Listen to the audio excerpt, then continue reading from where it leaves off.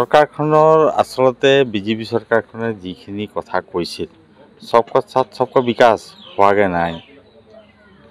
যিবিলাক নেতা হৈছে তেওঁলোকৰ বিকাশ হ'ব পাৰে, সাধাৰণ কৰ্মীৰ হোৱা নাই। আয়ুষ্মান কাৰ্ড আজি শেষ হৈছে অসমত। এই উস্তাদ মাৰা মুখ্যমন্ত্ৰী হিমন্ত বিশ্ব শৰ্মা এতিয়া তেওঁৰ কেনেকৈ টকা কমাব লাগে বা কেনেধৰণে তেওঁলোকে জনসাধাৰণক বিপদত পেলাব লাগে এইবিলাক ৰাইজে নিৰাকাৰ হতাশ হৈ পেলাই বহু বিজেপি কৰ্মী নেত্ৰীয়ে আজি যোগদান কৰি পেলাই আমি কমিটি গঠন কৰিলোঁ। গতিকে অহা দিনবিলাকত আৰু আমাৰ পৰিকল্পনা আছে।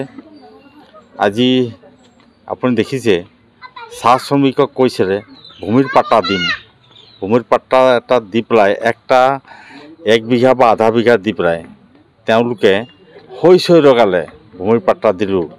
বসুন্ধৰা 1, 2, 3 হৈ গ'ল, মানুহক পাট্টা দিব নোৱাৰিলে। গতিকে এতিয়া এই কাজিৰঙাত মহিলাকে মাৰপিট কৰিলে, আৰ্চাৰ নেতাসকলক কৰিলে, তেওঁলোকে ৰক্ষণাবেক্ষণ দিব পৰা নাই, সেইকাৰণে নিৰাশ হৈছে মানুহ। ইয়াতো একে অৱস্থা হৈছে। গাভৰু ভিত্তি যেনেধৰণে আগতে আমি কাম কৰি থৈ গৈছোঁ সেইখিনি তেওঁলোকে কৰিছে, তাতকৈ আৰু নাই। নিজস্ব গাভৰু ভিত্তিত বিশেষ কোনো কামেই কৰা নাই বিজেপিয়ে।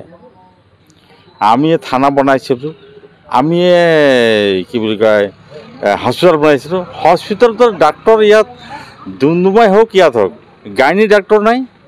তেওঁলোকে গাইনী ডাক্তৰ নোহোৱাৰ কাৰণে ইয়াৰ পৰা হস্পিটেলৰ পৰা যিবোৰ ডাক্তৰ আছে অকল ৰেফাৰ। ছ'ন'গ্ৰাফি কৰোঁতে এগৰাকী গৰ্ভৱতী মহিলা 300 টকা লয়, তিনিবাৰ 1000 টকা 900 টকা হৈছে। গতিকে এইবিলাক সমস্যা আছে। এতিয়া আয়ুষ্মান কাৰ্ডটো নাই, গতিকে আৰু সমস্যা হ'ব। গতিকে এই সমস্যাবিলাক তেওঁলোকে যি প্ৰতিশ্ৰুতি প্ৰদান কৰি আহিছিল এইবিলাক চব ভুৱা প্ৰতিশ্ৰুতি আছিল, জুমলাবাজি আছিল, তাৰে প্ৰতিফলন আজি। আমি শক্তিশালী ৰূপত আগবাঢ়িম। ৰাইজে আমাক আঁকোৱালি ল'বলৈ আশা কৰিছোঁ আৰু তেওঁলোকৰ ভুৱা প্ৰতিশ্ৰুতিয়ে তেওঁলোকৰ কাল ল'ব।